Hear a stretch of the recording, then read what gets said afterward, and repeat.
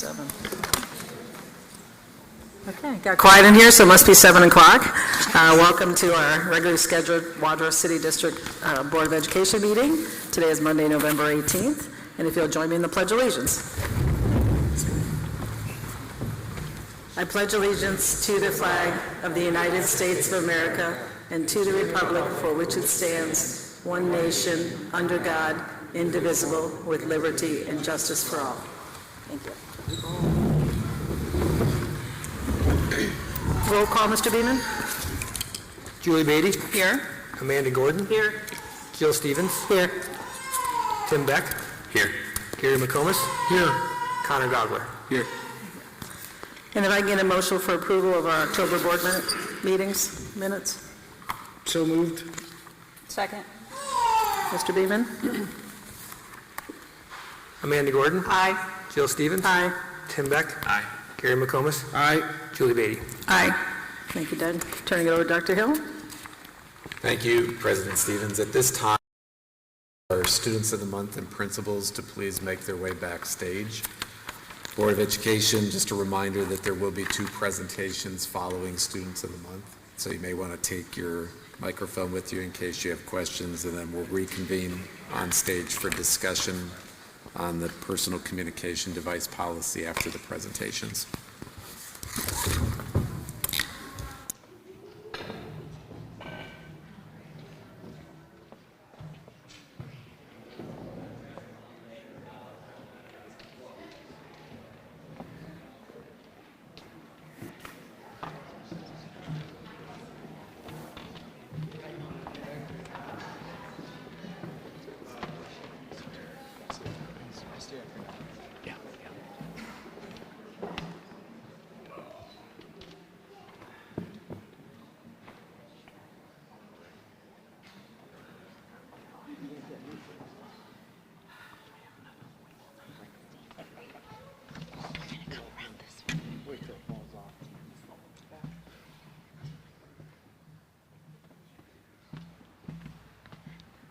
Good evening, Wadsworth families. My name is Sanana Kelly. I'm the principal at Franklin Elementary School, and we are so proud to celebrate Deacon Pearson as our November Board of Education Student of the Month. Deacon is a student who brings an outstanding level of energy, kindness, and commitment to our school community. He consistently shows up with a ready-to-learn attitude, demonstrating respect, empathy, and leadership every day. He lives with his mom, dad, sister, and 2 brothers. Deacon loves school because he gets to hang out with his friends. He also enjoys math and loves all of his teachers. He says that his teachers at Franklin always give him what he needs, like extra time to finish an assignment. Deacon's favorite memories at Franklin are our glow party, making his best friends, and using robots. Outside of school, Deacon plays sports. He participates in football, basketball, and lacrosse. He loves playing his Nintendo Switch, only on the weekends though. He really wanted me to know that. He loves hanging out with his friends outside of school too. With his family, Deacon loves going on vacations, like Universal Studios and playing games. He loves watching shows with his sister and playing Pokemon with his brother. When he grows up, he has no idea what he wants to be, which is probably the most truthful answer ever. He does love creating things and just needs some time to figure it out. Don't we all? When asked who he looks up to most in the world, Deacon says his parents. He explains that they always work so hard for the family. They're so loving, and he knows that he's always being taken care of. Deacon says they are amazing role models, and they help him make good choices. Here's what Deacon's teachers have to say about him. Deacon is very deserving of this award. His positive attitude and cheerful spirit brighten every day we have together. He comes to school prepared and ready to put his best effort into all that he does. Deacon has a kind and caring heart and a wonderful sense of humor. He advocates for himself when he needs support and is willing and a helpful partner when classmates need him. Deacon is a member of student council and is always one of the first to volunteer for projects and activities that need helping hands. We can always count on Deacon to be an example of the Franklin way. He is kind, safe, responsible, and a problem solver every day. We are so lucky to have Deacon in our Franklin family. Keep up the amazing work, Deacon, and please join me in congratulating Deacon Pearson.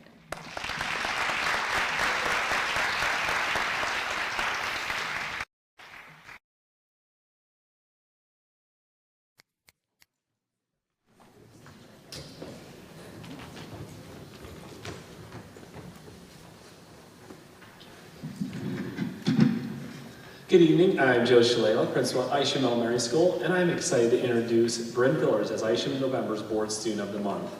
Well, actually, I need to correct myself. This is Bryn Villers, assistant principal at Isham Elementary. And I'll explain. Sorry, board, I did not consult you before I hired her, but she is a brilliant student, very diligent, and when I challenged all the fourth graders to beat me in a math program, she was all over that, and she quickly did beat me. So the prize for that was being assistant principal for the day, and let me tell you, she did a phenomenal job, and I'll read a little bit more about that. She has a kind heart and attentiveness to identify needs and offer help. When I asked her what advice that she'd give other students, she said, pay attention to what other people are going through. Listen first, try to help others, and look for ways to be part of the solutions. And that's advice that I want to listen to as well.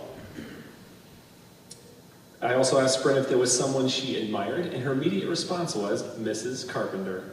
When I asked her to explain this, she said, because she's calm, fun, and fair. And those are some great words to describe Mrs. Carpenter.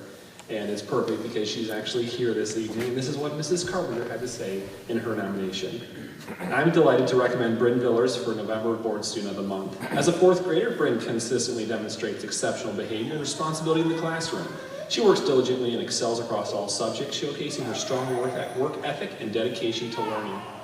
Bryn's friendliness and willingness to help others sets her apart. She regularly shares her school supplies and goes out of her way to help her classmates without seeking anything in return. Her politeness and good manners are evident in her interactions. I often see her holding the door for others, and she consistently says please and thank you to her teachers. At home, Bryn lives with her parents, sister Bree, and dog Luca. She enjoys playing softball and spending time with her family. One of her favorite aspects of Isham Elementary School is that the teachers are helpful and nice. This year, she's also excited to have met a new friend in fourth grade. Bryn's favorite subjects in school are writing and math when it's easy. Looking ahead, Bryn aspires to be a chef, driven by her love for baking and cooking. I am sure she will excel in this job and pay close attention to detail when she creates delicious treats. I am incredibly proud to nominate her for this recognition, and I'm confident she will continue to shine as a positive role model in our school and community. Please help me in congratulating Bryn Villers as Isham's Board Student of the Month.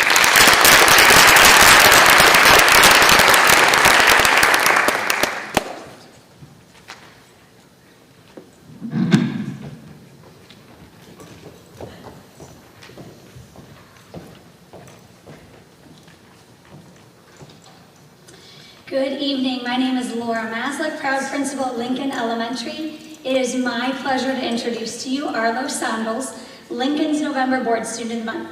Arlo is the son of Robert and Kate and sibling to older sister Evangeline, older brother Birdie, and younger sister Florence. Here's what Arlo's teachers, Miss Sivio and Mrs. Barker, had to say when nominating him. Arlo is an intelligent student who approaches tasks with curiosity and a desire to learn. He consistently demonstrates admirable qualities such as being hardworking, always participating actively in class discussions, and spreading joy with his humor. Arlo stands out for his respect towards all his peers and teachers, creating a welcoming and inclusive environment in our classrooms.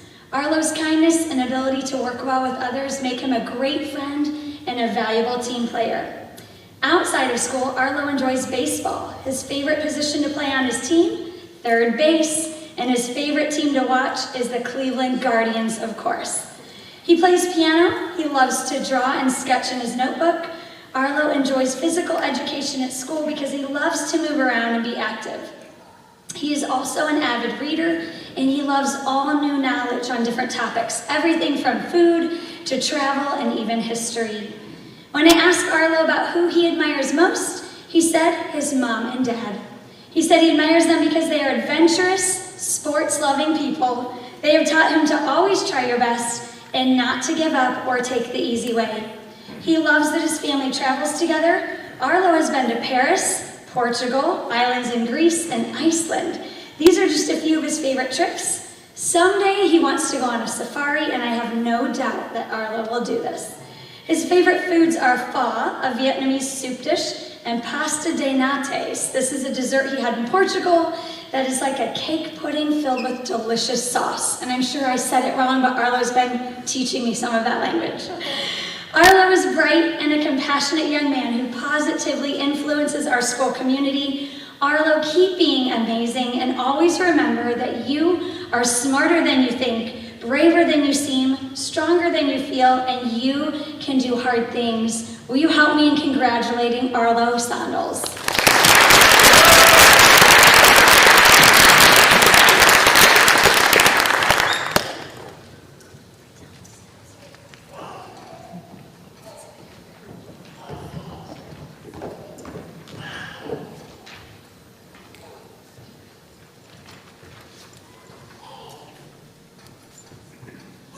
Good evening. My name is Dave Ryder. I'm the principal at Overlook Elementary.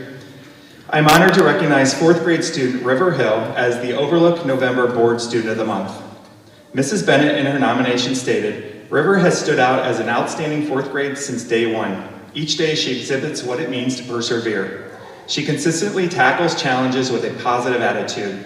It's amazing to watch the pride she takes in her work and the effort she puts into doing her best.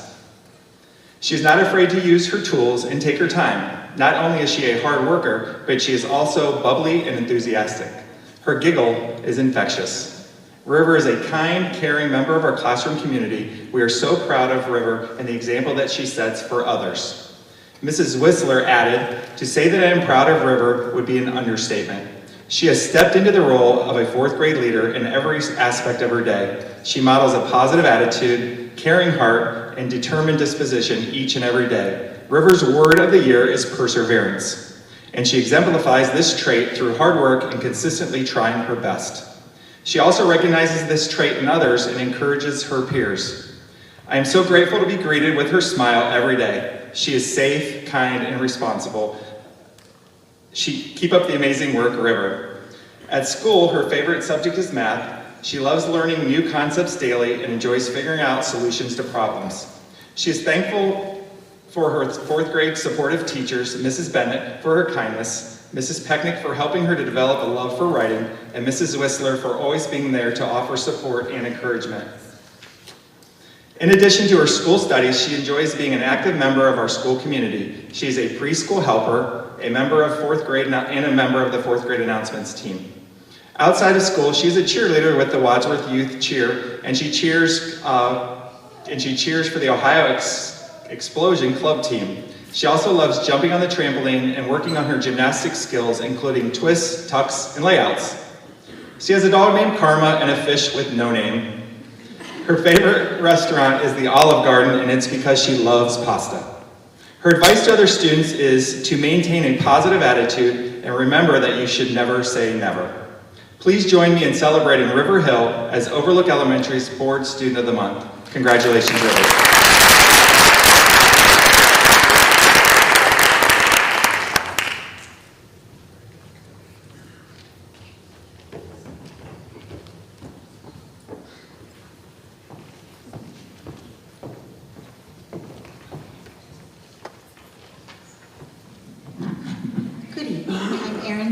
Principal at Grizzly Academy, and I am very proud to introduce Jackson Jenkins as our Grizzly Academy Board Student of the Month for November. Jackson is a 5th grader and is the son of Shauna and Jacob Jenkins and younger brother to Sister Kaylin. Jackson was nominated for this award by his teachers, Mr. Fairhurst, Mrs. Conley, Mrs. Menser, and Miss Brady. Jackson is an outstanding example of what it means to be a Grizzly Academy Grizzly. He can often be found leading in the classroom and setting an example for others by his hard work and kindness to others. Jackson is the first to lend a helping hand and desires to be an encouragement to all of his classmates. He is a friend to all and always includes others in the activity he is doing. Jackson is always willing to try new things and is always up for a challenge. This year, Jackson's efforts and focus have led him to have, should be like a drum roll moment, Jackson, a 97% daily average for points within our Grizzly Academy level system. In fact, he has met or exceeded his goal on all days except for one. Wouldn't we all just like to have one bad day out of like 60? That's about how many days we've been in school, so that's pretty amazing. Jackson has already successfully completed levels 3 and 4 and is an example for his classmates and our little Grizzlies in our program.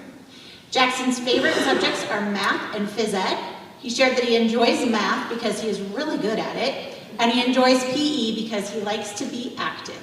His favorite book is Wild Robot, which Mrs. Conley is currently reading aloud to the class. When I asked Jackson what he is most proud of, his answer was being named Student of the Month. I followed up by asking him why he thought he was chosen for this honor, and he shared that he thinks it is because he has been working so hard this year and that the teachers recognize that. He also shared that he is a great helper when he wants to be, but I think he's always a great helper. Jackson said his hero is his dad because he has always been there for him.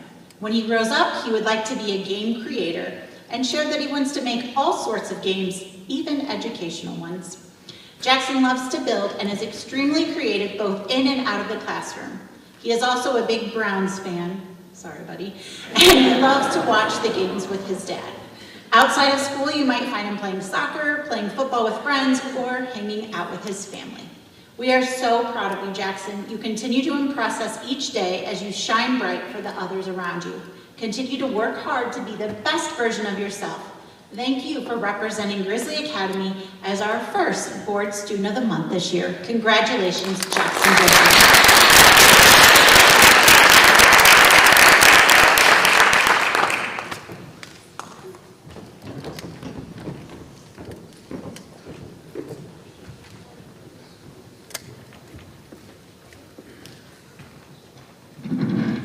Hello and good evening, Board of Education and Wadsworth Community. I'm Brandon Cobb, Principal of Central Intermediate School. I'm here tonight to celebrate our November Board Student Month, Ian Burke. Ian is the son of Tim and Denisa Burke. Ian's a 6th grader and was nominated by his teachers, Mrs. Depker, Mrs. Gill, and Mr. Stoner. Here's what his teachers had to say. Mrs. Depker, Mrs. Gill, and Mr. Stoner are proud to nominate Ian Burke as CIS November Board Student of the Month. Ian is new to Wadsworth City Schools this year, and he's had a seamless transition. Ian begins each day with a smile and an enthusiastic attitude towards learning. He works hard and completes all his assignments on time and accurately. Ian can always be counted on to set a good example for his peers and go the extra mile to be an outstanding student.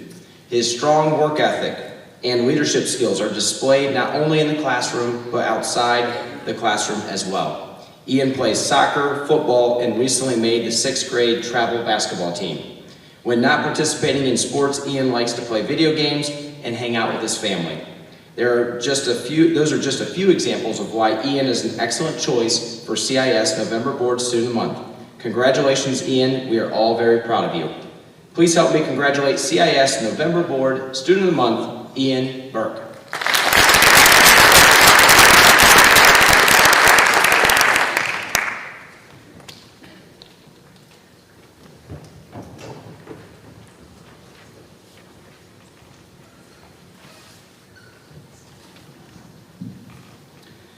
Good evening, I'm Chris Roberts, proud principal of Wadsworth Middle School. It is my pleasure to introduce Kai Shepard as Wadsworth Middle School's November Board Student of the Month.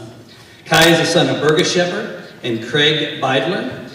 Kai's approach to school and his future exemplifies the values of hard work, kindness, and responsibility. He has a clear sense of purpose that inspires him daily to be the best version of himself. Kai's love for language arts is especially meaningful because it helps him connect with his father, who is a lawyer. It has helped him become a thoughtful conversationalist, which he values deeply. Math is also one of his favorite subjects, as he has his sights set on becoming a corporate accountant, knowing that these math skills are a foundation for his future goals. Kai's high expectations for himself have undoubtedly contributed to his success. He recognizes the importance of school as a pathway to college and then a successful career, so he always puts his best effort forward.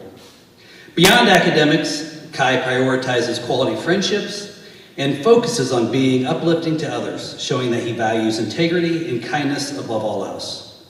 Outside the classroom, Kai is a competitive swimmer and eagerly anticipates joining the Grizzlies swim team when he reaches high school. Above all, he cherishes his time with his family, seeing them as a pillar of strength and inspiration. Kai's parents and older brothers have all been significant influences in his life, showing him the value of hard work and character. One of Kai's strengths is how he approaches challenges. Drawing wisdom from his grandfather, he remembers this quote: "If you have a worry, sleep on it. If you wake up in the morning and don't immediately think about it, then it probably wasn't something worth worrying about at all." This philosophy has helped him stay calm and focused, knowing that having the right mindset is key to overcoming obstacles. Kai's advice to his peers is simple yet powerful: think about the future. This vision drives his dedications to his studies and his goals to achieve good grades and grow as a person. Mr. Snyder, his 7th grade language arts teacher, has been one of his biggest influences at Wadsworth Middle School, providing just the right amount of challenge and compassion and support. Everything he does, Kai takes 3 things very seriously: his faith, his family, and his future. With his values, work ethic, and kindness, he is on an inspiring path, which we are all excited to see what he accomplishes. Please join me in congratulating Kai Shepard on being the Wadsworth Middle School November Board Student of the Month.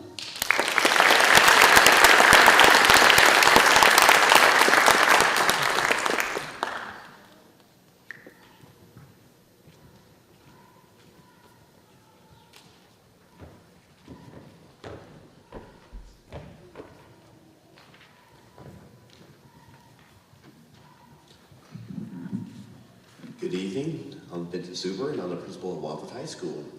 And Wadsworth High School proudly presents Caden Sponsler Mason as November's Career Technical Education Student of the Month.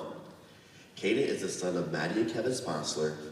He enjoys spending time with his siblings, Julia and Caitlin, and doing things together as a family. His favorite color is also blue. Caden is actively involved in a variety of activities at Wadsworth High School. He is in an automotive program in the 4 Cities Compact and has earned several ASE certifications during his time in the program. Throughout his academic career, he has worked hard in the classroom, achieving a very impressive 4.12 grade point average. In addition to his studies, Caden is a member of the Grizzlies bowling team and is on track to earn a varsity letter in the sport. Caden has had a positive impact on Wadsworth High School and our compact program. Caden's automotive teacher, Mr. Pete Alexander, had this to say about Caden. He's one of my best students, definitely for sure, in our senior auto class. He is always asking questions and he thirsts for knowledge. Caden has been selected to compete in the Skills USA regional competition. Caden always works hard and he's always respectful. He is always willing to help other students in class and never complains. He is always on time and he's a stellar individual who will go far in his future endeavors. After graduating, Caden plans to continue working at Richworks in Wadsworth. Please join me in congratulating Caden's sponsor, Mason.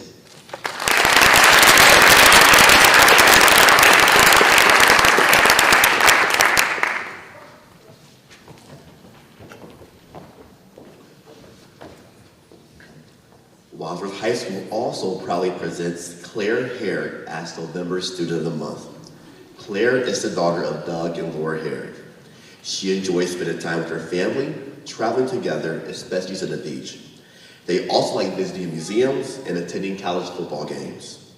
Claire is actively involved in several extracurricular activities at Wadsworth High School. She serves as the vice president of the student council. She is a member of the National Honor Society. She participates in Big Brothers and Big Sisters, also in Huddle. And she is also editor-in-chief of her school yearbook, The Whisperer.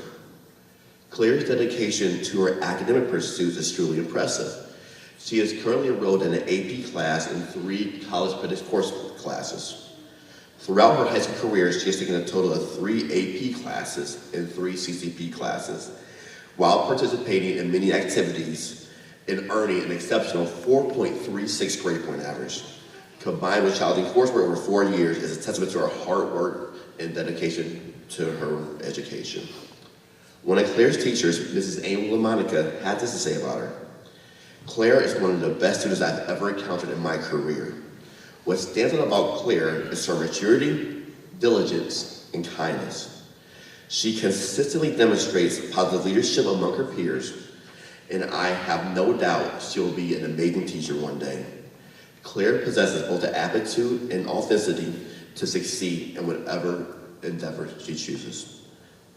After graduating from high school, Claire is excited to embark on the next chapter of her life by attending college, and she'll major in education with the goal of becoming an elementary school teacher. Please join me in congratulating Claire Hare.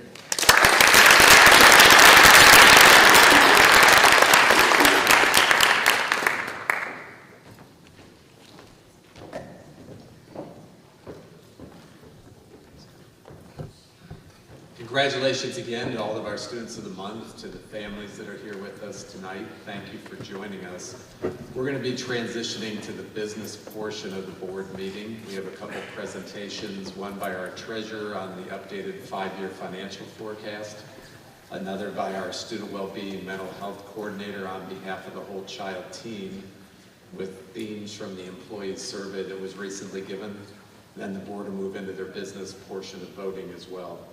If you're here tonight just for the Student of the Month recognition, please feel free to leave at this time. You're more than welcome to stay if you choose to. Thank you.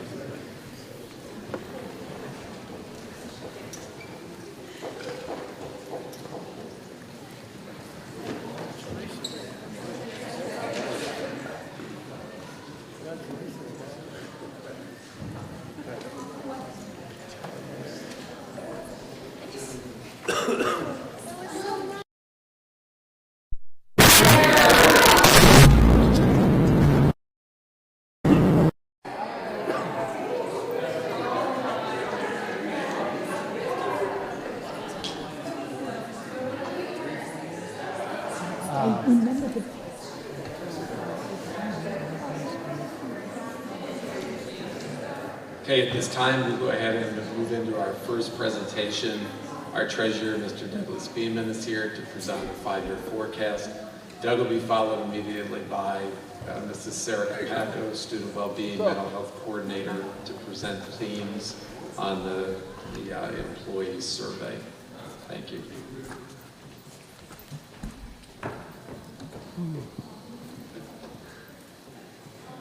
Thank you, Dr. Hill. So we're here tonight to talk about updated 5-year forecasts as we're required to do every November. So just starting off, there's a quick snapshot of what our revenue expenditures are projected to be within the general fund this year. Again, just a reminder, everything we're going to talk about tonight in the 5-year forecast is only the general fund. So it does not include any of our other funds such as food service, any of our athletics, extracurricular activities, or any of our federal grants. Again, projected about $61.5 million of revenue and a little over $63 million in expenditures. So as we've been talking about, as happened last year, we are projected to deficit spend this year, spending more than what we're bringing in. Last year was the first year we did that since the passage of the levy in 2021, and kind of as we projected back in 2021, we build up those reserves for a couple years and then start spending them down. So kind of the theme for my updated forecast is volatility. There's a lot of volatility in our nation right now, and there's a lot of volatility in the things that are impacting our forecast. So starting out, we have state aid. We're going to talk about how that's very volatile with the guarantee and where we are there. Interest income, how federal grants are impacting the forecast, our enrollment and the impact that has on staffing, and then we'll round it out with healthcare. So starting out with state aid, you can see there that we are projecting a slight increase in state aid for the current fiscal year of about $90,000. But the important part here to note is that we are on the guarantee. So what does that mean? Under the funding formula, you take this thing called base cost, which is how much we get per kid, times the number of kids we get, times some local capacity, which is our local share, our local responsibility to educate students. If that number from that formula is what you get funded at, you're on the formula. If you are going to get less than what you were projected to get the previous year, then you're on what's called the guarantee. Why would we be on the guarantee? Why would we get less than the previous year? 2 reasons. 1, the local capacity is changing, and 2, and more importantly, our enrollment is decreasing. So as our enrollment decreases, the number of students that we get funded at decreases, therefore we get less state aid Fortunately, the legislature in this biennium and in all bienniums have had some type of guarantee within the formula, meaning that you won't get less, you will not receive less than you did in the previous year. So that's the case here. The increase that we're seeing this year, that $90,000, is things that are funded outside the forecast. So what's that mean? You've heard me talk about threshold costs or catastrophic costs before. It's reimbursements we get for special education. That is funded outside the formula. Casino money is outside the formula. So those things are increasing, but our basic aid number for educating students in Wadsworth City Schools is not changing, and we will be on the guarantee moving forward. Why is it important to understand that? Again, this is the second year of the biennial budget. As long as the guarantee stays in the formula, we're okay. That's what the formula is projecting. If for some reason they would adjust the guarantee or remove the guarantee in future budgets, then that would obviously negatively and adversely affect our funding moving forward and the financial forecast. So the caution here is that the formula does assume that the guarantee increases, and that's an important thing to note. The second item is interest income. So we were able to generate about $850,000 in interest income last year. Why? We talked about we started deficit spending, but we built up reserves those first 2 years. So we had high cash values. We also had record high interest rates. The Fed had been increasing interest rates to lower inflation. A lot of money to invest combined with high inflation or high interest rates equals high returns. What's happening now? We talked about we're deficit spending. So our amount of money that we have to invest is decreasing because we're spending down those reserves. We know that the Feds have lowered interest rates twice this year. I'm probably going to do it again one more time before the end of the calendar year and into next year. So lower interest rates, less money to invest, means our interest income will be decreasing over the next few years. And you can see how that's projected out versus 2023 and 2024. Those were actual numbers. 25 through 28 is what is projected based on the lowering interest rates and less money to invest. The third item that's impacting it, federal grants. We've talked a lot about the ESSER funds and the decline in that, so we know that the ESSER funds have run out. You can see there that all those positions that are listed that were funded out of ESSER in previous years are now back in the 5-year forecast. You can also note there that special education, Title I, Title IIA, and preschool, we have another 12.76 FTEs that are funded out of those grants. So again, federal funds, a little bit of volatility there related to both the titles in the special education as well as the loss of the ESSER funds.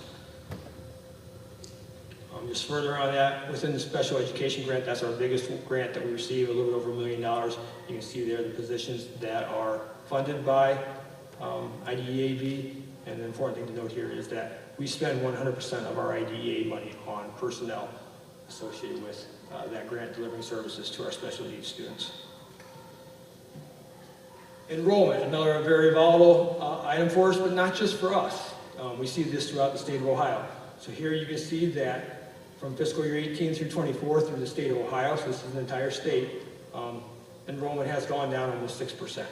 So it's not just Wadsworth City Schools that are seeing a change in enrollment and decline. This map further demonstrates that. The school districts that are shaded in some shade of green are districts that have growth in their ADM or their enrollment. All the other districts that aren't shaded in green are districts that are losing students.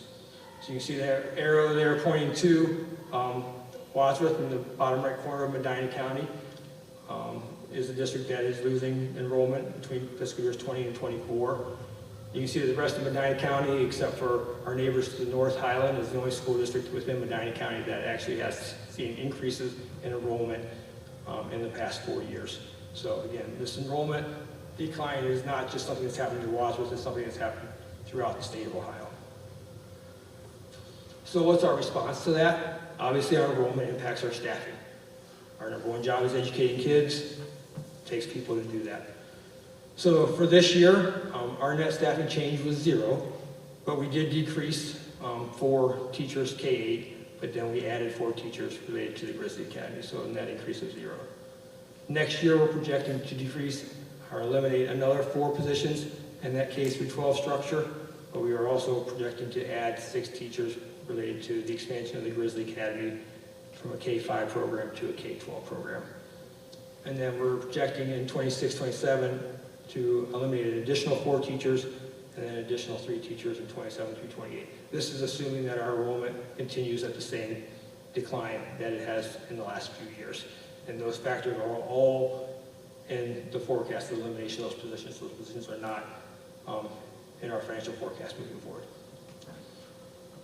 Speaking of the Grizzly Academy, we have some good news to report here. So when we opened the Grizzly Academy last year, we had projected the first 2 years that would actually be a net cost to us. As we grew the program, we knew there was a lot of fixed costs associated with the Grizzly Academy, and then over the first couple of years, we might actually lose some money as we operated that. But we knew as we expanded the K-12 program, those costs would level out, and it would actually be a great thing for our district, and as well as saving us money. I'm happy to report here tonight that in our second year of the program, expanded to a K-5, the new costs associated with that program are a little bit over $1.1 million. But the savings this year between the tuition and then the one special education teacher that we eliminated last year because we brought some students from our buildings. So we brought a lot of students back that were housed outside or educated outside of our district. That was the tuition savings. And we also brought some that were within our current K through 4 buildings. Because of that, we were able to eliminate a staff member last year as well. So the total savings this year is a little bit over $1.2 million. So we are projecting that the Grizzly Academy, in addition to all the great things that they're doing there for students that we believe is important, it's also starting to save us money as well. So very successful program. And then rounding it out, healthcare insurance. So you've heard me talk about this too a lot. You can see there's our history, but we know this past year we had a huge renewal, 18.6%. What I can tell you with that right now, again, very volatile, is next year I have 11% projected in the forecast, and then 10% for each year after that for the next 5 years. I can tell you July through October, so the first 4 months of the current plan year, we are still operating at a deficit. So what does that mean? The premiums that we're paying into the consortium are less than what is being paid out on our behalf on claims. So even with that huge renewal, lots happening in the insurance market right now, the healthcare market, related to contracts with the providers, healthcare costs, inflationary costs in healthcare. So I'm hoping and praying that 11% that's in there for next year is going to be enough. But right now, it's been a very volatile and difficult year just through the first 4 months. Then just to further expand on that, with the renewal this year, our cost over the 4 years of the forecast did go up a little over $2.4 million just because of that renewal, combined with the positions that returned from the ESSER grant that I spoke about before. All those changes resulted in a $1.8 million increase in insurance costs fiscal year 24 versus fiscal year 25. So again, healthcare continues to be a very volatile portion of our forecast, and is something that we're projecting for and hoping that it starts to settle down a little bit. Overall, you can see there's our revenues versus our expenditures. The red line being our expenditures, blue line being very flat. Why is it flat? Things we've talked about. We're on the guarantee for state aid. That's about 45% of our income. The other 45% is property taxes. We know because of House Bill 920, property taxes don't grow over time, except for on new construction and inside mills. So that line is relatively flat. Our expenditures are increasing slightly because of the things that we've been talking about tonight, health care, and what have you. So you can see that those lines did intersect last year. As I mentioned, we started deficit spending, projected deficit spend again this year, and into the futures as we'll start spending down those renewals. So what does that mean? There you can see the quick picture of our ending cash balances, showing a positive cash balance through fiscal year 27 and then going negative in 28.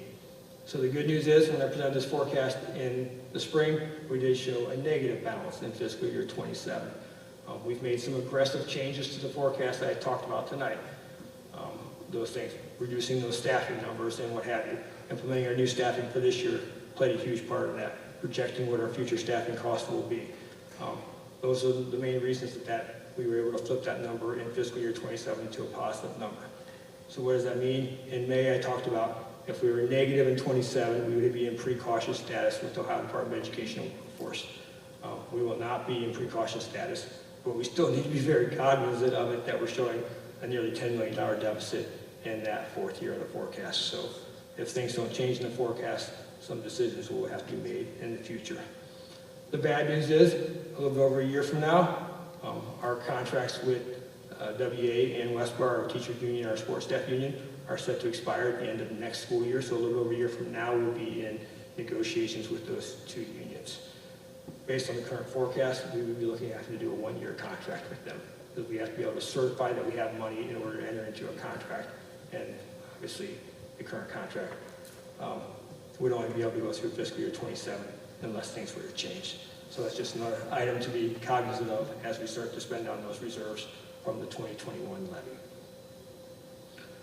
There's just another picture of those carryover balances. You can see again the arrow towards 27 that we did flip to being positive, so we won't be in precaution status, but we do show that negative balance again in 2028.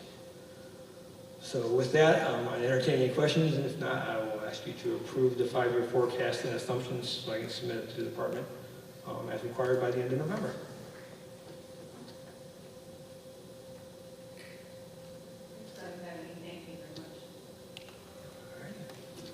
Your turn, Sarah.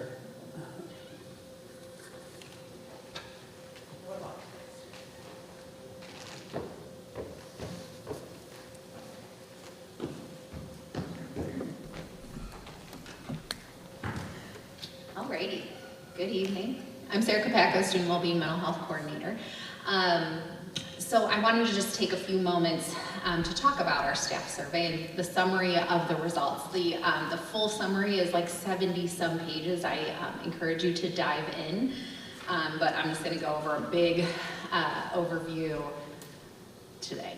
So friendly reminder, we put this survey out to all staff in the district September 26th. It was open till October 11th, and in that time, representatives from the whole child team went out to different staff meetings to give a quick update and to encourage folks to take the survey. We went ahead and closed that survey on October 11th. We had 301 total responses, which was a significant decrease than what we had the previous year. Now, good news is it's an increase or still a higher number than all the previous years of the culture climate before that. But our number last year was 401, so about a 25% decrease. And so just a friendly reminder, what we were looking to find out is, are our staff healthy, safe, engaged, supported, and challenged? One of our priorities that the whole child team came up with our first year was making sure that we are looking at our staff through the same lens of our students, as they are the ones on the front lines taking care of our kids every day. So some themes in our healthy category is that stress and overwhelm have significantly increased. Things like increased workload, some things mandated, required by the state, reading plans, individualization, and then also that fact that student need has increased, whether it's mental health, certain things with family trauma, all of those things that we've all seen. Our teachers feel that, and that there's a lot more work, but not necessarily more time, in that a lot of time their planned period is spent consulting with other folks, and that's brought a lot of work home, which has impacted them personally. So that was probably the biggest theme in our healthy. Some things about being building specific. We are very excited about the new intermediate building because it fixed almost nearly everything. It was kind of like a thank goodness, it was like this complaint, but the building will fix it. So we're like, check, done, fantastic. The other big theme that came through, not only in the healthy portion, but kind of throughout the entirety of the survey, was the impact of the sub shortage. So what teachers are expressing is that they understand that their mental health needs to be prioritized as much as their physical health. So like, great news, we've got them there. However, when they feel like they need to take some time, when they feel like they aren't doing okay, one of the things that's getting in the way is that they're not sure if they're going to have a substitute. And if they're not going to have a substitute, that means one of their colleagues will have to help fill in, which only increases their colleagues' workload and stress. And that is something that has kind of prevented them from maybe taking what they need. And a little bit later too, maybe even impacted some relationships between staff. Great news is though, 10% increase of folks who are aware of our free health coaching through Be Well, and lots of folks shouting out kind of our wellness offerings at our professional development. Our next category is safe, and it's funny because as I was choosing this picture, I think of physical safety, but truly the theme of a lot of our answers were emotional safety. And so one of the things that was brought up quite a bit was that there's just a lot of new administration. And the great news is no one really said anything negative about it, just that there's a lot of newness, and therefore that comes with a lot of uncertainty. They're learning a new culture, they're learning their new boss, their boss is learning them. And so that was just something that was brought up. But overall, a lot of the responses were, they're new, but so far so good, which is great. The other piece that got brought up a lot, kind of going into our student needs, is that teachers wish that they could have more information, kind of based on the need to know whether that some felt that it was too narrow or, gosh, they just wish and not only that, they kind of recognized the delicate balance between student privacy, as well as, if I have a little more information, it can really help me do my job in working with our kids. And so that was something that brought up.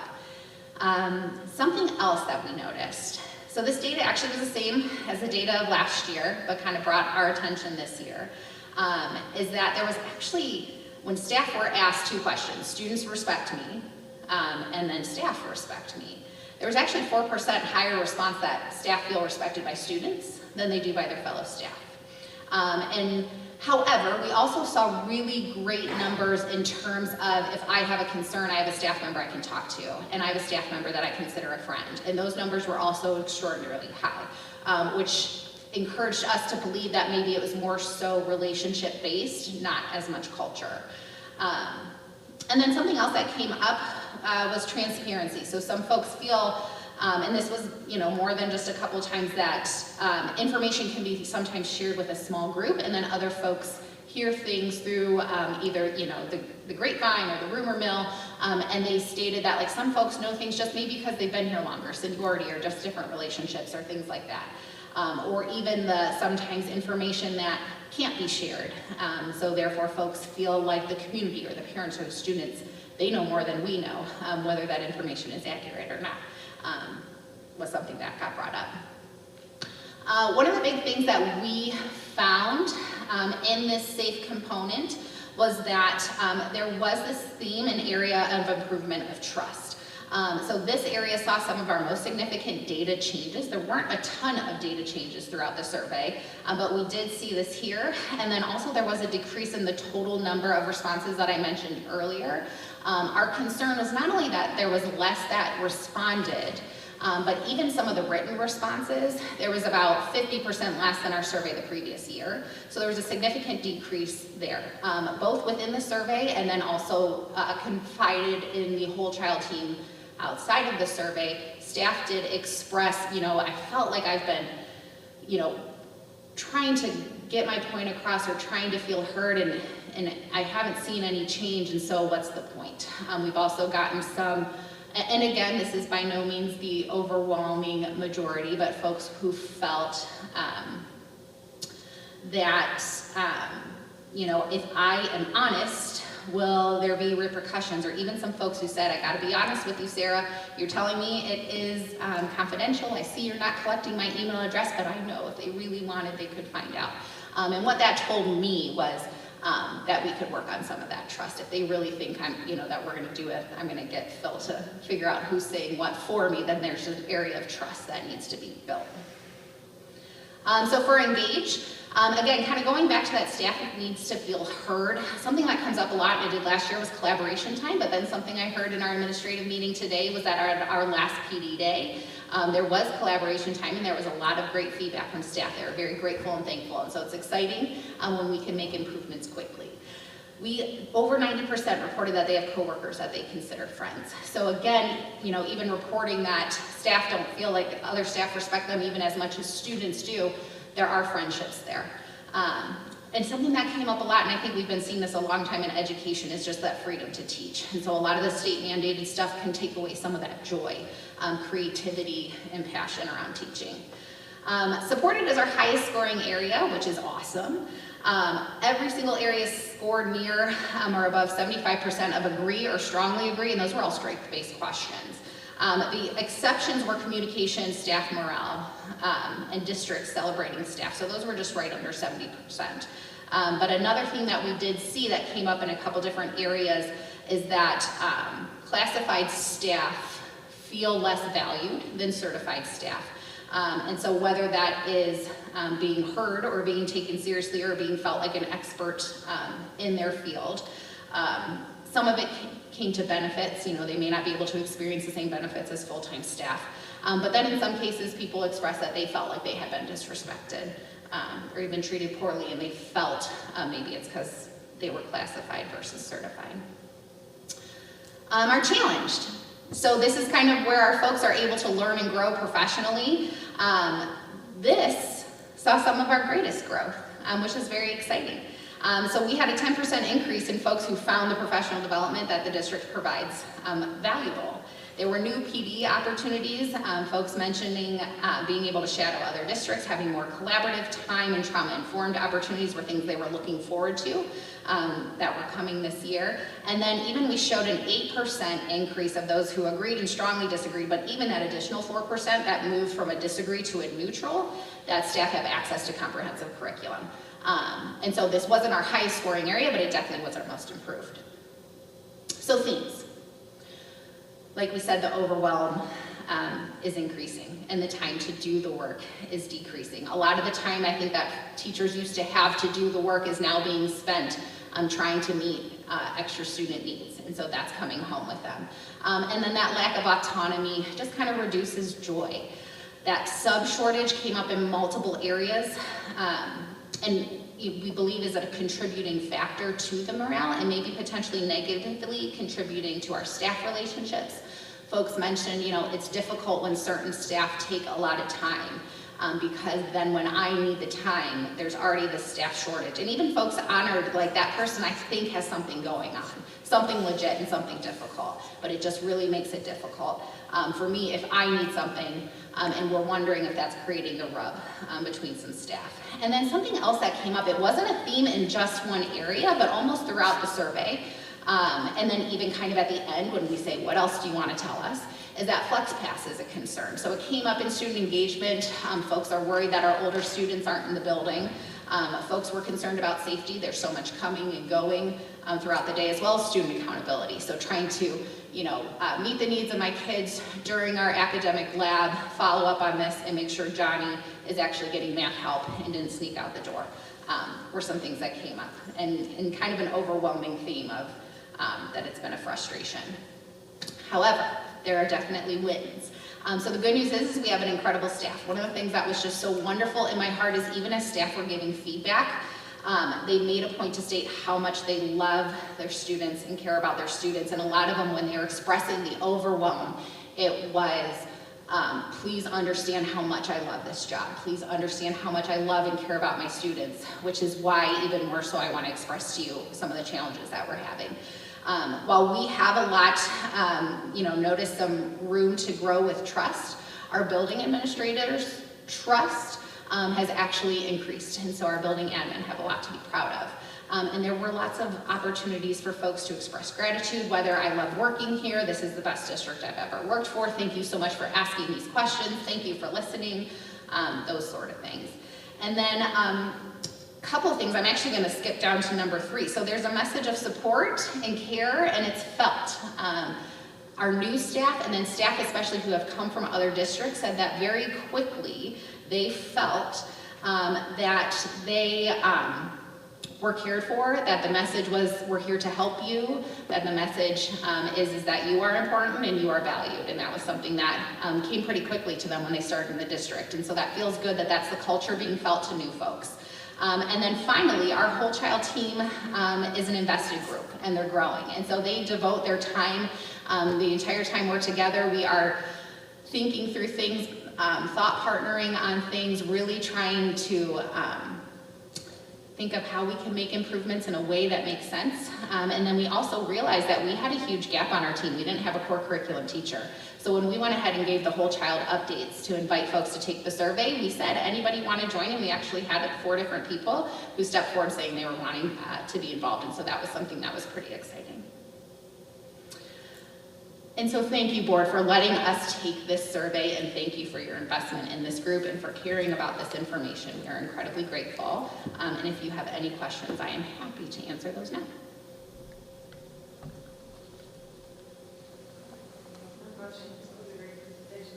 Thank you so much. I really appreciate it. Very much. All right, you take care. Thank you.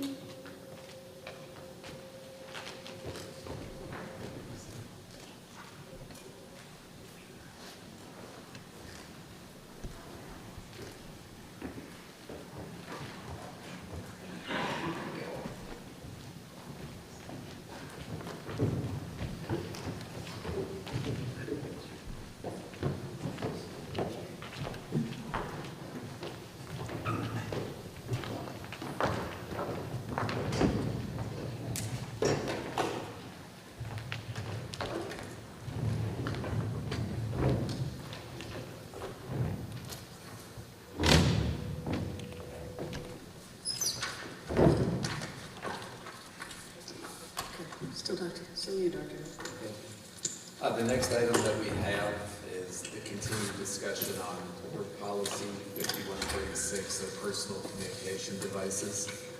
As a reminder, we're looking at this policy from the standpoint of the changes that are now in law regarding House Bill 250 and the requirement to have a board policy by July 1st of 2025 that complies with those changes. Few changes that were made through our policy committee from what we've looked at the last couple meetings. Just wanted to highlight a couple things on the list of bylaws and policies tonight that are on for first reading. One of those is bylaw 0100 definitions. In there, there's a revision to what is considered a personal communication device. So that's referenced in here now rather than some of the other language that's struck through in the second paragraph. The other change I want to note is the paragraph at the bottom of page 1 in front of you is recommended to be struck through. A number of years ago, we brought to you for consideration and you approved it. This paragraph about recording devices, not being able to have those on without permission, a process parents could go through. At the time, it was in response to a certain type of system that Neola was responding to because it was prevalent. When we have further dialogue and discussion on this, Chromebooks, other things that students now have those same type of capabilities. And we have other policies that address not being able to record other things without notice. So we don't believe that that's really necessary anymore or fully in alignment with how things have evolved over time, technology related. The other change that was made, the final one, had to do, we initially had inserted smartwatches into the definition of a device, partially based off of that paragraph that I just referenced that was struck through. We've now removed that from the list of what is there.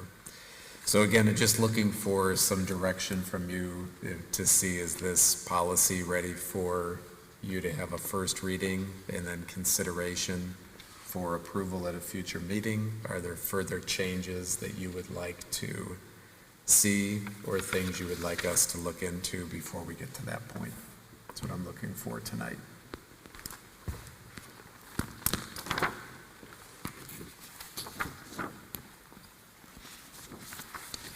Were there any other concerns that we've received, like especially over the last 6 or 8 months, that you can think of that this doesn't address? Any concerns that way? No, I think the biggest concerns that we've heard or I would categorize them into two different areas. One that you've had discussion on and heard a little bit about in these meetings, about the two sides to whether or not allowing students to have the devices on their person or with them. You know, the distracting side, and the reason that the state puts a law in place to limit their use, versus the ease and ability for access if we have emergency situations. I know when we discussed that 2 meetings ago, that we talked about the high school in particular, with the ability for students to be able to carry book bags on them and devices be able to be in book bags. But we also recognized, and as you heard from principals at that meeting when asked, what happens below the high school, where those devices aren't necessarily on them because their book bags aren't with them, et cetera. And then the other one had to do with probably smartwatches, this whole idea of the prohibition against that type of a device based off of this ability to listen in that I was just talking about. I'd say that those were probably the two biggest categories of where we've heard stuff that I can recall. Thank you.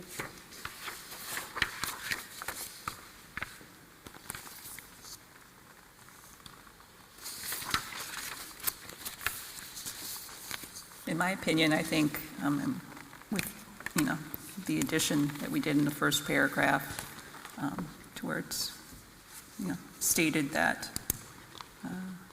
it's identified the personal communication device policy, identified in the student handbook. And I just believe that each building should have the right to have their own policy in their school. And they're best, they have the knowledge of what's happening in their building day in and day out. And so for them to be able to choose that is, I think, important. And plus it does, this policy does cover everything that the state is requiring us to do. So I think that it's, I don't see any additions or subtractions, in my opinion. Thank you. Two notes on what was just mentioned by Member Beatty. First, just as a reminder, you do the handbooks for each year are brought to you for approval. So ultimately, you're looking at and reviewing and approving each year what each handbook has listed in it in relation to this. And secondly, a couple meetings ago, we talked about having the final version, once we got there, reviewed by our legal counsel. We do still plan to do that. We do believe that what's in front of you matches what's required. But once we're to the point where we're ready, we will have Mr. Markling review this as well. Let's see, paragraph 3, during after-school activities, personal devices shall be powered completely off. Is that practical? I guess it also continues on when directed by administrator or sponsor. So I'm not sure how frequently something like that happens in that type of scenario. I don't know also how we would ever fully know that kind of thing is actually happening if directives are being followed, because we're not collecting phones, making sure they're in that type of a situation. So what's the meaning behind that, that they have to be off during after-school activities? I'm not sure I understand what the meaning is. It just depends on what we're dealing with, what the activity is, and whether the person that's actually moderating that activity wants those to be on or off. We can go back and gather some feedback from people that moderate or coach extracurricular activities to see how frequently they utilize that. I can tell you that that has never been an issue that's come across my office, the use of these outside of, in particular with an extracurricular activity. with somebody disregarding whatever the coach or moderator has told them that they need to do. We've had issues with cell phones during extracurricular activities that we've addressed that have violated other parts of policies. So if you'd like some feedback on that, we can get it. I think I'd like to have a little bit more understanding of what the meaning is behind it. Okay. I think I was thinking similarly of Gary and Tim, that we have to have a policy. This fits the policy we have to have, but it's, I would call it unrealistic and probably not going to be, we're not going to take action from it. So I'm imagining senior leaf raking and that nobody had their phone out, But it's only, again, I want to note, it's only when they're directed to not. even in this top section? And so that particular paragraph that's being referenced is when they're told that they can't. So we can, that is existing policy, by the way. Not to say that it shouldn't be looked at, but that's not a change that's being suggested. I believe that part of that policy is something that came with the template and was recommended by Neola, the policy provider, years ago. We can go back and gather some feedback on that. I think what ultimately we want to preserve, I would suggest, is the ability for a coach or moderator to be able to tell students that are part of an extracurricular activity that they're running, that they're not permitted to have those devices with them if that's what they're choosing. How frequently that happens, I'm guessing it's not often, but I don't know that, and that's what we can gather. But I think we would, I think it would be hard for us to remove their ability when we're putting them in charge of our students for something that's school-related, to not give them the ability to require students to do that for whatever reason, if that makes sense.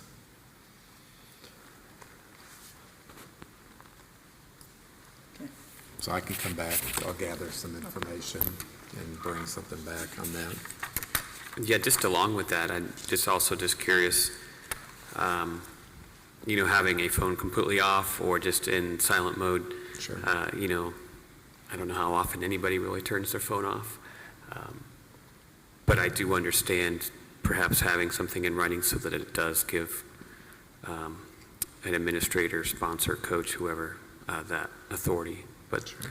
Yeah, I don't know if that's just a technicality in this day and age that we need to be mindful of or not. Sure. I'll see what I can find out from Neola too, with what their thinking was, with why that was drafted the way that it is. I don't know that answer.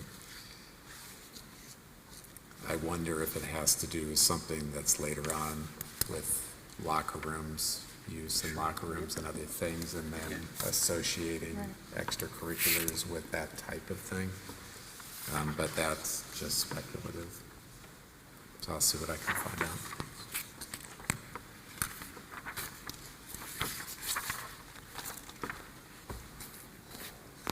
Is there anything else that you'd like us to gather some information on, to bring back for further discussion at the December meeting?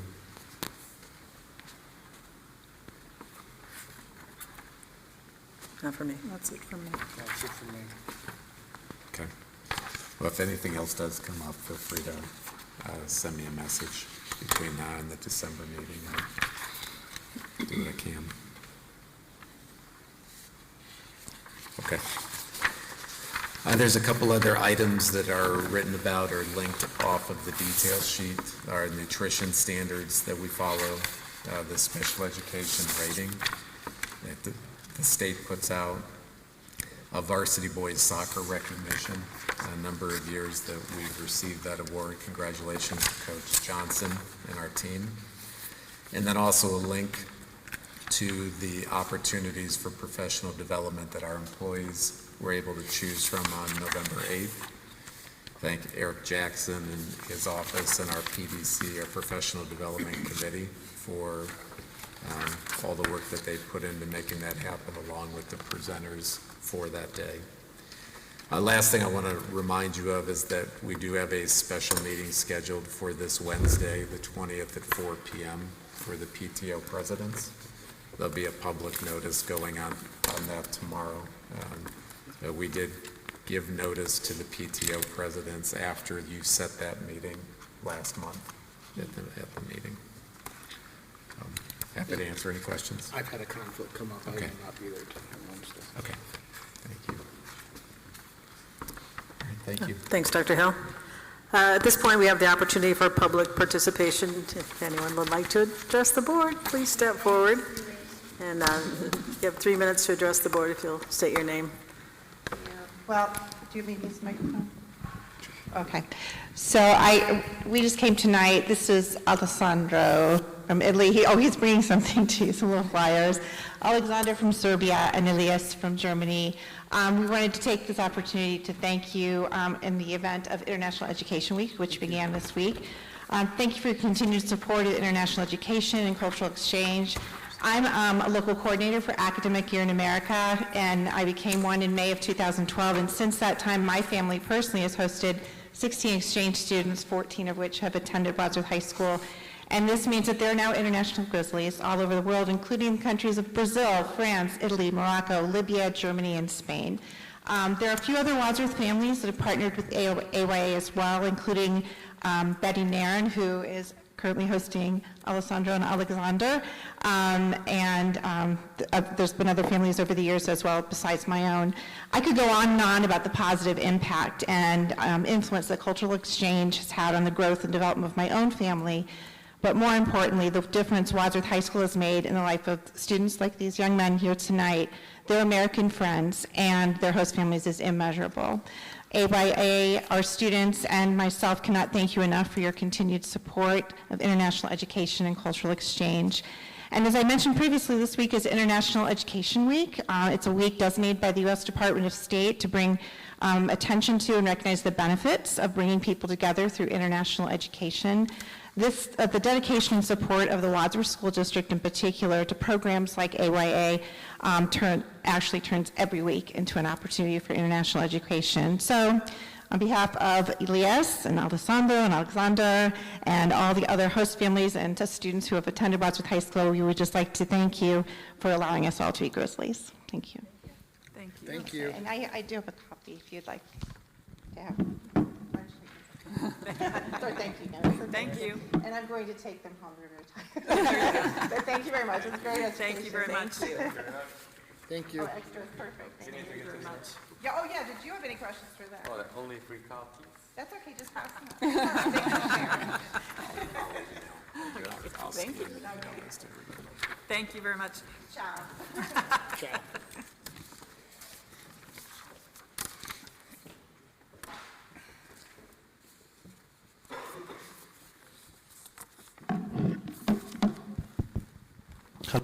Senti, 432 Wolf Avenue. So 3 months ago, I came to speak about why we should discontinue our relationship with LifeWise Academy, citing the importance of maintaining the separation of church and state.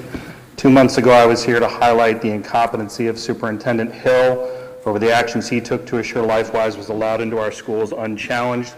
He defended himself, but I think it's safe to say that we shouldn't believe anything he says, given his history of unethical behavior. I didn't come last month because it felt a little pointless.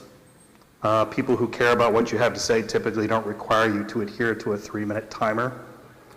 But then one of your teachers reached out to me privately to encourage me to keep pushing. And then the students from the Bruin reached out to me with questions for a potential article, if you'll still let them. So this month I'll be highlighting some of the beliefs of LifeWise Academy and the Center for Christian Virtues, so there is no confusion about what type of people you're enabling. First, the CCV has publicly stated that, quote, the big picture is we got to get kids out of these public schools, and the money has to follow the kid. That's the answer here. When we're talking about systematically how are Christians going to save the next generation, if it's not about getting kids out of the public education system and into a Christian environment, it's not going to solve the problem. So here they are, in their own public words, stating that, first, non-Christian students are a, quote, problem. And second, that their end goal is to remove kids and in turn funding from public schools. Additionally, I'd like to remind you that evangelical Christian values don't even believe most of you belong in your positions, especially you, President Stevens, Ms. Beatty, and Ms. Gordon. I have already seen conservative evangelicals using the Bible verse 1 Timothy 2:11 through 12 as justification for why you should be subjugated. The Bible states, "A woman should learn in quietness and full submission. I do not permit a woman to teach or to assume authority over a man. She must be quiet." Make no mistake, this is the Bible, and these are their values. If you continue to allow churches to influence public school policy, your jobs are on the line. So if you won't muster the courage to resist for the sake of our constitutional ideals or for our children, do it for yourselves, because someday these same people will be coming for you. I call upon you once again to eliminate every part of this program that requires schools assistance, including any effort from teachers and office workers to organize departing or returning children for anyone other than their parents, removal of all LifeWise materials from school websites, and even prohibiting their buses from eroding our asphalt. In fact, while we're at it, if any of you have the courage, I ask you to call a vote to end the program entirely, like the brave school board members of Westerville, New Philadelphia.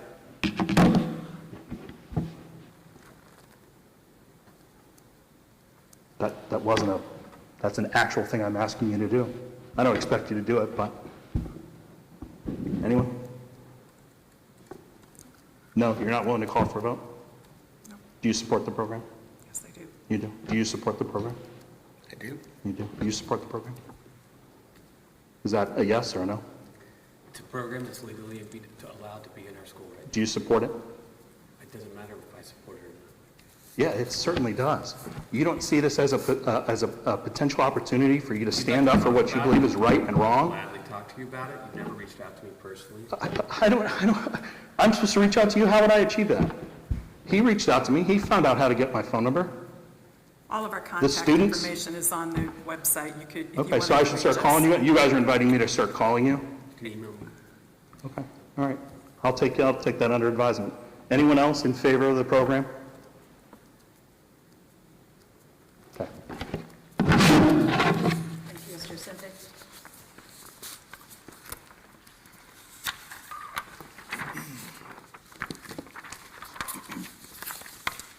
Okay, turning back to Dr. Hill. Thank you. Tonight, with personnel consent items, I have items 1 through 3 for your consideration. Do want to make a note, they're not part of these 3 items. Later on, you have the ratifications of resignations. Just wanted to note 3 retirees who are on the agenda tonight and thank them for their service: Scott Callahan, Mark Kostak, and Joe Supon. And also thank Dana Berlin and Nancy Baldwin for their service to our district as well. They'll be asked later for ratification. This time, I'm happy to answer questions, but I recommend to you personnel consent items 1 through 3. Thank you, Dr. Hill. Motion to approve? So moved. Second? Second. Mr. Beaman? Jill Stevens. Aye. Tim Beck. Aye. Gary McComas. Aye. Julie Beatty. Aye. Amanda Gordon. Aye. Next, for your consideration of action consent items 1 through 22. I want to make a note on item 13, the memorandum of understanding between the Wadsworth Educational Personnel Association, OEA-NEA, and you, that we want to modify the effective date to be November 6th of 2024 instead of November 4th as listed in the MOU. A couple other things of note here. Item 1, the bylaw for 0167.2. I had sent an update over the weekend. We did make a further revision to that bylaw since it was initially shared with you to just reference what's allowed in executive session through the statute rather than a list. The list from Neola does not match what's in the statute directly. And so our legal counsel's advice is to just reference the statute. Item 4, we want to thank the 4 cities compact advisory members that continue to give their time to be advisory for the different programs. Item 6, Hope Meadows, they're a grant that we received. Sarah Capaco, Lori Ryder, Aaron Simpson, and others worked to get that for our students in the Grizzly Academy to be able to work with horses for therapy with parent or guardian permission. So thank those ladies for their work on that opportunity for our students. Item 16, we have a number of pay rates being asked for your approval as noted on the written detail sheet. Unless otherwise noted, these are things that are a compilation from over years that have been previously board approved. We have made some adjustments and recommendations to some of them to adjust and alter the pay to help with what we hope will help with some of the shortages that we're experiencing that you heard Sarah talk about. Item 20 is Time Clock Plus. We have a committee that's working on an electronic time clock with the Wadsworth Educational Support Personnel Association. Time Clock Plus is the product that is coming out of that committee to recommend and move towards. Tonight you're just being asked to approve the terms, conditions, etc., so that we can move forward with purchasing that product. And then lastly, I want to mention item 22 and thank the CIS PTO for their donation. So at this time, and with the modification of the date in item 13 as noted, I recommend to you action consent items 1 through 22, and I'm happy to answer any questions you may have. Okay. Motion to approve? So moved. Second? Second. Mr. Beeman? Tim Beck. Aye. Gary McComas. Aye. Julie Beatty. Aye. Amanda Gordon. Aye. Jill Stevens. Aye. Thank you. Thank you, Dr. Hill. Moving on to items of the treasurer, Mr. Beeman? Thank you. I just have 2 items tonight. The first one being, of course, the 5-year forecast and assumptions for submission to the Ohio Department of Education and Workforce for my presentation earlier tonight. And then, of course, your financial reports for the month of October. Thank you, Mr. Beeman. Motion to approve? So moved. Second? Second.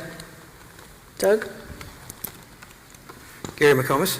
Aye. Julie Beatty. Aye. Amanda Gordon. Aye. Jill Stevens. Aye. Tim Beck. Aye. Thank you. All right, legislative update, Mrs. Gordon? Well, they're finally back. This is probably one of the longest facts and flash that I've seen in a while, basically because there hadn't been any since, I think, May. So without having to call another special session to go over everything, I'll just highlight a few things for you. I'm sure you won't mind. First of all, Senate Bill 104 was passed by the Senate. I didn't get a chance to look today to see if it got signed by the governor yet. I'm not sure, but we'll be anticipating that.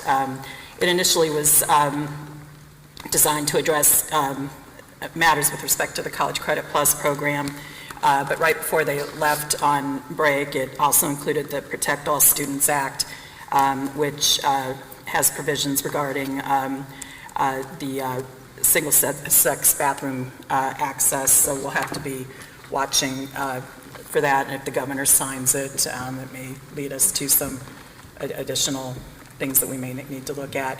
May also be subject to some court challenge as well, so we'll just have to keep an eye with respect to that. Senate Bill 208, some of these are just sponsored testimony and some hearings at this point, but talks about revising open enrollment policies to provide an exception for military children. I thought that one was interesting. Senate Bill 216 is another one I want to keep an eye on because it would require a process for parents to request an investigation into whether the harassment and bullying policies of the school district are being complied with. So we'll have to keep an eye on that. House Bill 445 has had some continued committee hearings at this point, and that one, of course, is the requiring schools to have a policy for release time courses in religious education, so timely. And we know that one's been hanging out there for a while, but there's been, I think it was the third hearing that they've had with respect to that. And then House Bill 470 would require audits of the cost of state assessments. So I'll be curious to see how that one goes, and as they continue to evaluate state assessments, the cost, and what we're getting for our money with respect to that. So if you guys are interested, I can forward you the balance of the facts and the flash. Most of these are just initial discussions and things, but I'll keep an eye on them, but I'm happy to forward it to you if you'd like me to. So that's it. Thank you. Thanks, Amanda. All right, moving on to board member items, starting with our recent debate champion, Connor. Hey. All right, I'd just like to thank you all again for having me back again this month. I'm excited to go over a couple updates, things that have happened, and things that we can expect in the future around Wadsworth High School. So I think looking over the past few months and in the future, we can break things down into 3 different categories of what we can expect. And first is academics and school changes. So for those that are unaware, this week is Kindness Week at the Wadsworth High School. And don't forget this Thursday to bring $1 to lunch, all students, so that you can tape one of our principals to the wall. That's very exciting. It's something that we do throughout Kindness Week. It's just more of a celebration. All those donations that we make will go towards the Salvation Army. And then throughout the rest of the week, there will be different celebrations. Overall, just celebrating kindness throughout the high school. Then on December 4th, College Now and the Wadsworth High School Counseling Department will host a scholarship search presentation in the Media Center. This will be during Academic Lab A, and this will help students learn about how to effectively locate scholarships and discuss the Wadsworth High School local scholarships as well. Then into our next category on fine arts, where it really hits close to home for me. This upcoming Saturday, our Wadsworth High School will host a speech and debate tournament for the entire state. We'll have different schools from all different parts of the state competing in both high school and middle school competition this Saturday. It'll be spread all throughout both the school and as well the middle school, and we'll have a very large amount of students here. I can personally speak here. It's a very large tournament, one that I'm very excited to compete in. Then, as well with that, our band will be performing in the Dunkin' Donuts Thanksgiving Day Parade in Philadelphia just later this month. You can watch the parade at 8:30 a.m. on Thanksgiving morning. It can be streamed on Hulu or Disney+. This is just something really exciting that the band's having the opportunity to do this year. Then coming soon, from December 5th through the 7th, Wadsworth Off-Broad Street Players will present a Christmas Carol in the Pack. Expect tickets to sell out pretty quick, and be on the lookout for those. And along with that, on December 12th and 13th, the high school choir department will host their annual holiday concerts here in the Pack as well. Tickets will go on sale on December 4th. That's another one where tickets are going to sell out very fast. Keep an eye out for those. Now into our third and final category of sports, we can first start with our football team. They played in their final game of the season just last Friday against Avon in the regional semifinal game. In the end, the team finished 11-2, which is first in our conference and 33rd in the state. Congratulations to our football team, and I wish all of the seniors the best of luck. Then the men's soccer team reached third in the regional championship game. This is the first time since 1993 that our team has done such. Overall, it allowed us to finish third in the conference. Congratulations there. And for the second year in a row, our girls cross country team qualified for the state finals, and overall we finished 8th there. Again, congratulations. And our girls volleyball team reached the Final Four in the state. This is actually the highest placement in the program's history that we've reached here at Wadsworth High School. Very well done there. And just tomorrow night at 6:30, the Wadsworth High School will post our winter sports preview at the Galaxy. Tickets will be available. They'll be $10, and it'll allow for a showcase of all winter sports that we can see upcoming this year for anybody interested. So overall, a lot of exciting things that have happened in the last month, and a lot of exciting things that we can see in the future, and I'll be back to present to you guys with more next month. Thank you, Connor. Here, I'll speak for the board. There's one for each of us for the principal of your choice. Use it wisely. Will do. Thank you. Thank you. Mr. Beck? Yeah, lots of exciting things are happening in our school district. I want to thank Mr. Jackson for giving me the chance to sit in on one of the literacy conversations, which I know will be continuing. Just excited to see our district just evaluating and reevaluating our literacy programs and how we can do the best that we can to help our students read. Also thankful for some of the trainings this past a couple weeks back on trauma-informed care. Again, thankful that our district is taking seriously mental health and things of that nature. I'll just highlight a couple more things. Wrinkle in Time, great play this past weekend, and then of course Christmas Carol, which was mentioned, is coming up in December 5th, 6th, and 7th. So a lot of great things happening. Thanks, Tim. Julie? I've just noticed as I'm perusing through the newsletters and seeing the posts on Instagram from all of our PTOs in our schools that obviously we are entering the season of thankfulness and giving. And so I know a lot of our schools are celebrating Kindness Week as well, and helping with change wars and that type of thing for to get money for to donate to the Salvation Army. And I really love that I've seen a few buildings having like a Friendsgiving. They're going to be having that next week where the entire school gets together and has lunch with all of the teachers and all the students and staff. And I just think that's wonderful that they're able to have lunch and enjoy their time together.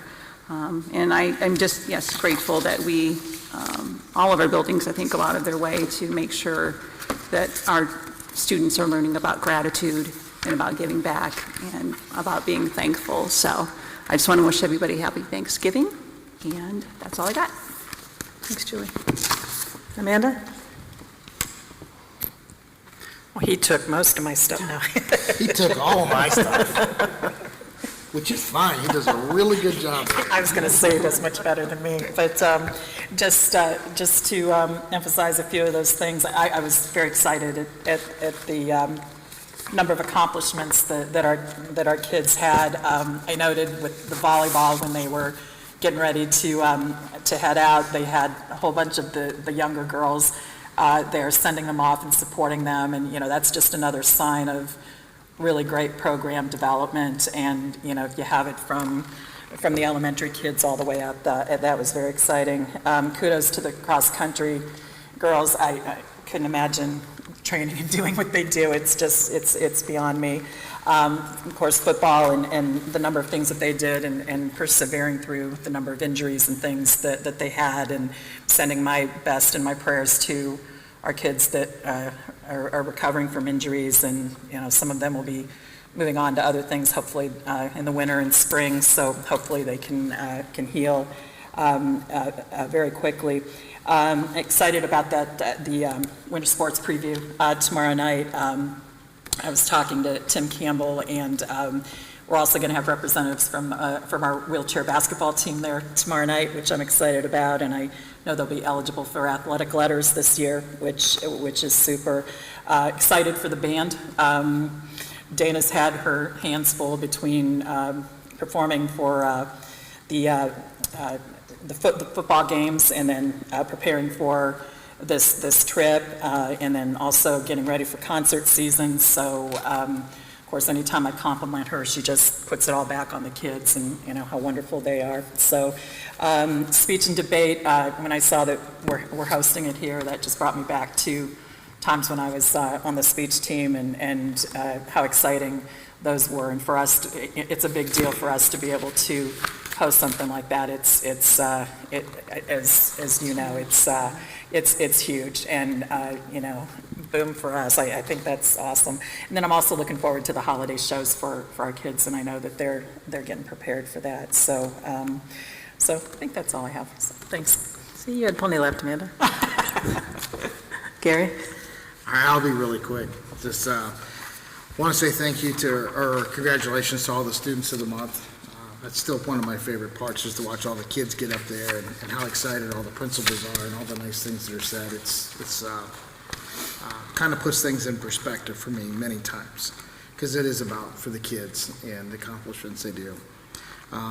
We did have a great fall sports situation here in Wadsworth. I've been here for a long time. I don't remember having that much going on at the same time in the playoff sector. So congratulations to everybody. A lot of hard work, a lot of dedication went into that from the coaching staff to the players. And so it's a really huge accomplishment. It's a great thing. And then I would like to wish everybody to have a happy Thanksgiving. Thanks, Gary. There's usually a little left for me, but I got a couple. So, yeah, I read that we'll have over 1,000 kids here this weekend for the speech and debate. So that's really amazing. And kudos in advance for everybody that works that day and the concession stand and everything else that's going on. Congratulations to our athletes who were able to participate in signing day last week. That's a really cool experience. Our bowling team took first place in their championship tournament over the weekend. So shout out to the bowling team.